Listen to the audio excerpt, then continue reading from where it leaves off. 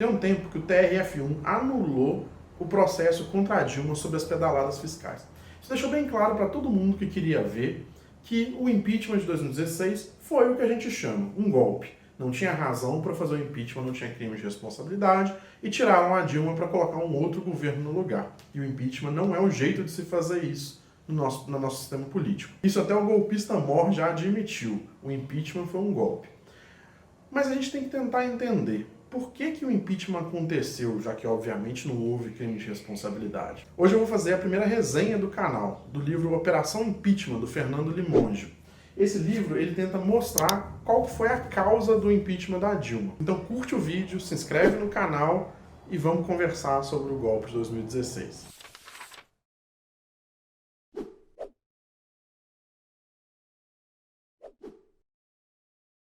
Para quem não conhece, o Fernando Limonge é professor titular da USP e ele é um dos grandes especialistas brasileiros sobre o presidencialismo de coalizão.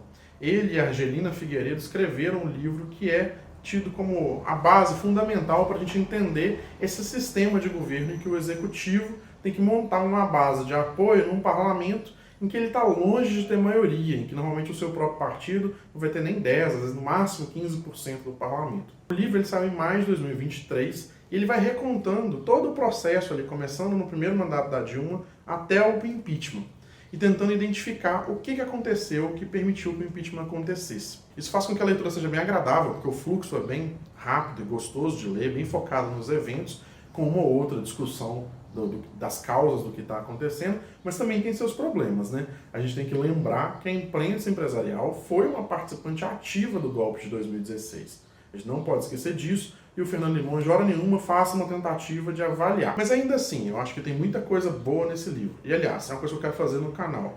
Nem sempre eu vou fazer resenha de livros que eu concordo plenamente com o que se propõe. Eu vou focar mais em livros que eu acho que a interação com o livro pode abrir uma discussão interessante pra gente. E aí, para escolher os livros, eu preciso da sua colaboração. E aí, para escolher os livros, eu preciso da sua colaboração. Comenta aqui pra mim que livro você quer ver uma resenha aqui no canal. Aí eu vou ler e trago a discussão para vocês. A tese do livro do Limonge é bastante simples. Não foi a economia, não foram os protestos de rua contra a Dilma que causaram o impeachment. Foi a quebra da coalizão parlamentar. A Dilma caiu só no momento em que sua coalizão parlamentar fraturou. Antes disso, ela resistiu aos protestos de 2013, foi reeleita, resistiu aos protestos contra o seu próprio governo e resistiu também à crise econômica que começou ali na virada de 2014 para 2015. Então a questão central para o Limonge é entender por que a coalizão da Dilma fraturou lá no começo de 2016, em fevereiro, março de 2016. Ele lembra pra gente, o MBL, por exemplo, fez uma marcha pela liberdade em 2015, que supostamente era para ser o grande momento da tomada de Brasília pelo povo, que ia ir caminhando, né, e fazer um grande protesto que ia derrubar a Dilma. E nada disso aconteceu. Saíram uns gatos pingados de São Paulo, chegaram os mesmos gatos pingados lá em Brasília, caminhando com os condenados, com mais uma pessoa que não tinha começado, e essa pessoa ainda foi atropelada no meio do caminho. Ou seja, ninguém aderiu. O Aécio Neves, que tinha combinado de receber eles em grande estilo em Brasília, ficou com tanta vergonha de receber que ele viajou para os Estados Unidos e deixou um auxiliar fazer a recepção. E aí é nessa ocasião, inclusive, que saiu aquela foto infame do MBL com o Eduardo Cunha no combate contra a corrupção. O Limonge ele lembra, até o começo de 2016, lá quando a tese do impeachment volta para o cenário, porque ela tinha aparecido junto com a tese de cassação da chapa Dilma Temer, mas ela desaparece. Quando ela volta, o governo ainda estava bastante estável, apesar de todas as confusões, apesar da crise da Lava Jato, parecia que o governo poderia até resistir. A Dilma tinha mudado, né, a gente sabe, bruscamente a direção da política econômica, começaram a implementar austeridade com Joaquim Levy. Então, em tese, daria para salvar o governo. Mas aí, o que pega nesse período do primeiro semestre de 2016? O que pega para o Limonge é a aceleração da Lava Jato. Ele lê a Lava Jato de um jeito bem interessante. Ele vê dois grupos diferentes brigando pelo controle da luta contra a corrupção e da pauta contra a corrupção. Esses dois grupos eram o grupo de Curitiba, liderado pelo Deltan Dallagnol, e que colocava as ações lá na mão do Sérgio Moro, e o grupo da Procuradoria-Geral, liderado pelo Rodrigo Janot. E na leitura do Limonge, esses dois grupos viam a corrupção brasileira de jeitos bem diferentes. O grupo de Curitiba, a gente está cansado de saber disso, achava que todos os males do país tinham sido inventados pelo PT. Toda a corrupção foi inventada pelo PT, o líder da organização criminosa era o Lula, e se eles chegassem no Lula, eles iam conseguir acabar com a corrupção no Brasil. Já o grupo da PGR, eles tinham uma leitura um pouco mais, acho que correta da realidade, de que a corrupção brasileira era de uma história muito mais longa e ela tinha como núcleo principal os caciques do PMDB, eles que articulavam um jogo em que basicamente todo mundo estava envolvido. Então o grupo da Procuradoria-Geral queria ir atrás dos caciques do PMDB, hoje o MDB, né? O Romero Jucá, o Temer, o Eduardo Cunha, enquanto a Lava Jato de Curitiba estava preocupada basicamente com o PT e os aliados do PMDB que estavam muito próximos do PT, como o Sérgio Cabral. E aí para o Limonge, o que acontece no período crucial, ali lá para fevereiro, março, abril de 2016, é que os dois lados começam a acelerar, porque eles veem que um vê que o outro está conseguindo avançar. E aí é nesse momento que a gente tem diversos movimentos, como a condução coercitiva do Lula, o avanço das investigações sobre o Eduardo Cunha, e essa aceleração assusta o sistema político e eles precisam de uma solução urgente para fazer o que depois o Romero Jucá chamou de estancar a sangria. Tem que mudar o governo para poder estancar essa sangria. Apareceu a solução mais fácil. Era botar o Michel. O terceiro sobrenome que está contra essa um aborto. Ele não gosta que o Michel, porque o Michel é Eduardo Cunha. Ele não esquece da coisa da coisa aborto. Não, é um acordo. Botar o Michel.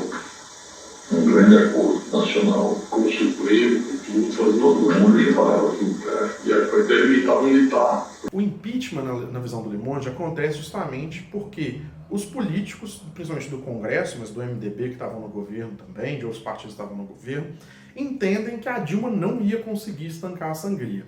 A Dilma tinha resistido muito a conter a Lava Jato lá no começo, porque ela viu uma oportunidade de fazer uma limpa na Petrobras. Mas lá em 2016, os caciques políticos avaliaram que ela não ia dar conta de parar mais, que a coisa tinha degringolado, eles iam precisar fazer um freio de arrumação maior. E é aí que o impeachment volta para a cena. Essa tese do Limonge, apesar de eu discordar do elemento central dela, ela traz uma coisa que eu acho muito importante, que é a gente acabar com aquela ideia de que a Dilma não tem habilidade política. A Dilma teve muita habilidade política, inclusive de fazer esse processo de formação de coalizão. Não é à toa que ela governou um mandato e meio e durante esse tempo ela resistiu a muita coisa. Aos protestos de 2013, à perda de popularidade, aos protestos contra ela depois da eleição. E mesmo quando ela fez a faxina na Petrobras, quando começaram a surgir os escândalos, o Limonge nota que ela deixou algumas pessoas que depois acabaram implicadas e que tinham padrinhos muito fortes. Ela sabia que ela não podia demitir todo mundo. Então a Dilma não era uma neófita na política, que não sabia, e aquela coisa de que precisava do Lula para ajudar. Quando o Lula entra para ser ministro, que o Gilmar Mendes bloqueia, na verdade o que tem ali é uma mudança também interna ao próprio PT, que tem campos muito diversos, isso é um assunto para outra hora. Aliás, é um assunto de um livro que eu quero fazer resenha aqui, que é o do Celso Rocha Barros. Mas a entrada do Lula seria justamente para trocar um pouco a composição do próprio PT e poder tentar reconstruir o governo. Não era exatamente porque o Lula tinha uma lábia que a Dilma não tinha. Por mais que o Lula seja um melhor articulador que a Dilma, a questão era outra, de quem estava controlando o quê. No elemento mais básico, eu acho que a tese do Limonge está correta. A dinâmica parlamentar, no caso do impeachment da Dilma, é mais importante do que a dinâmica de rua, por exemplo. Realmente, como ele nota, a rua desmobilizou e depois foi remobilizada durante o impeachment. Mas tem um ponto que eu discordo fundamentalmente, e eu acho que isso tem muito a ver com a nossa proposta aqui no canal. O Limonge, ele trata das interações políticas como se elas fossem só interações políticas. Ele dispensa totalmente qualquer interpretação econômica, e eu acho que isso é um problema muito grave. Ele, inclusive, tenta falar, a Dilma já tinha começado a fazer austeridade, então a mudança não foi tão radical de política econômica do governo da Dilma, do segundo governo da Dilma, para o governo Temer. Eu acho que isso está errado. De fato, a Dilma começou a implementar a austeridade em 2015 e tentou até fazer um ajuste fiscal ainda lá no primeiro governo dela. Mas eu acho que a mudança é muito brusca para a gente ignorar a economia. E aí eu quero trazer alguns elementos aqui. A gente tem que ter noção que o que aconteceu, principalmente no segundo governo Lula e no primeiro governo da Dilma, foi uma mudança muito grande na dinâmica de desenvolvimento do Brasil. O governo federal e as estatais começaram a assumir a liderança do processo de acumulação de capital. O que isso quer dizer? Quer dizer que o governo federal, principalmente a Petrobras e a Eletrobras, estavam cada vez mais falando, olha, aqui no Brasil os capitalistas vão ganhar dinheiro nesse setor, dessa forma. E isso não agrada os capitalistas. Mais do que lucrar, os capitalistas se preocupam com o controle do processo de acumulação do capital deles. Eles não gostam quando eles estão lucrando bastante, mas não são eles que estão decidindo onde e quando que eles vão ganhar dinheiro. E isso estava acontecendo muito no governo Dilma e no governo Lula com as propostas como o PAC. Porque o governo federal, liderado por um partido que tem base na classe trabalhadora, estava dizendo, olha, vamos ter indústria naval, vamos ter indústria de construção civil. E isso começa a tensionar a relação do governo com os capitalistas. Não é à toa que a Fiesp acabou abandonando a própria agenda Fiesp no primeiro governo Dilma, que era voltada para beneficiar a indústria. Porque aí entra também um outro negócio muito importante. Ao longo, especialmente, do segundo governo Lula, primeiro governo Dilma, o poder da classe trabalhadora começa a crescer bastante. Nós temos uma taxa de desemprego muito baixa. E a renda da classe trabalhadora começa a crescer muito. Isso quer dizer que a classe trabalhadora está com muito poder. Os governos da Dilma foram os governos com o maior número de greves na história do Brasil recente. Foi muita greve, vocês podem ver no gráfico aqui, que cresceu muito. E isso começa a assustar os capitalistas. Porque o Estado está controlando cada vez mais o rumo da acumulação de capital, o desemprego está baixo, os trabalhadores estão com poder, estão podendo fazer greve, estão conseguindo aumento.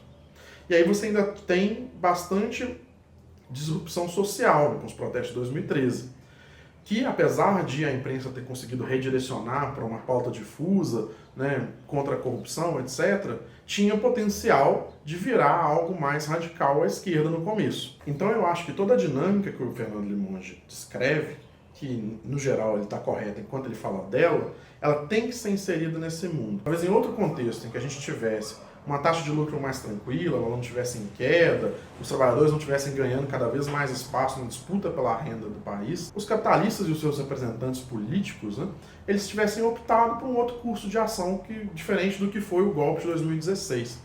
Mas o golpe de 2016 serviu, além de estancar a sangria da Lava Jato, estancar a sangria da mudança que estava acontecendo. A gente não tem que ter muita viagem sobre o que estava acontecendo. O projeto dos governos do PT sempre foi um projeto de conciliação e de reforma. Mas estava acontecendo uma mudança e o acúmulo de mudança podia levar a um ponto crítico em que depois dali não ia ter mais como voltar. Então, o golpe de 2016 serve para estancar a sangria não só política da Lava Jato, mas também estancar a sangria econômica. Tanto é que o que aconteceu depois, e está acontecendo até agora, né? A gente viu recentemente que o Toffoli anulou as provas derivadas das delações da Odebrecht, é que não seria muito difícil, por exemplo, o STF, o Congresso, em apoio com a imprensa, com a qual eles têm excelente relação, limitasse o poder, né, das alas do judiciário que estavam tentando fazer essas coisas supostamente contra a corrupção para avançar o projeto político deles. Daria para conversar. Mas naquela situação a coisa estava tensa. Foi um momento muito tenso da evolução econômica do Brasil. Isso traz um outro ponto para encerrar. Eu vou deixar para expandir em outro vídeo, mas eu acho que o Limonge às vezes erra em não perceber que essas nomeações, essas trocas de cargo dentro do governo, que formam o presidencialismo de coalizão, elas não têm só uma dimensão política, de formar maioria no parlamento. Elas têm uma dimensão econômica. É controlando as partes do Estado que um projeto político de um partido, do PT ou da direita, vai conseguir desenhar a economia e desenhar o processo de acumulação, como eu estava falando, que estava mudando. Então, toda essa disputa de diretoria da Petrobras, de diretoria da Caixa, de Ministério de Minas e Energia, de Ministério da Fazenda, ela não é só uma questão de contar quantos votos você tem. A gente vê hoje, por exemplo, no governo Lula, que o Arthur Lira deixa isso bem claro. Ele quer passar um certo projeto de país. Ele não é só fisiológico. Ele é fisiológico, ele quer cargo, ele quer verba, ele quer emenda, mas eles querem, não só o Arthur Lira, o Eduardo Cunha na época dele, o Michel Temer, o Romero Jucá, todos esses caras querem também um certo projeto de Estado. Essa ideia de que eles só querem verba pública está errada. O Arthur Lira está o tempo todo falando de reforma administrativa, de liberalização. Então o controle do Estado importa muito, e controle de partes do Estado. Nenhum governo tem controle total do Estado. E a Petrobras, especialmente, é central na dinâmica do governo brasileiro, porque ela puxa o investimento público e puxa o investimento privado. Então, para concluir, a meu ver, apesar do livro ser bem legal, valer muito a pena ler, não acho que a tese dele se sustenta sozinha. Ele está até certo. O que acho que mais importa é a quebra da coalizão parlamentar para explicar o golpe de 2016. Mas eu acho que tem muito mais, que é justamente esse muito mais que faz com que não seja só um impeachment que aconteceu porque a presidenta não tinha base, faz com que seja um golpe de Estado que implementou um projeto diferente. É isso, pessoal. Semana que vem tem mais vídeo. Não esquece de se inscrever no canal, de curtir o vídeo e de mandar para os seus amigos. Tchau!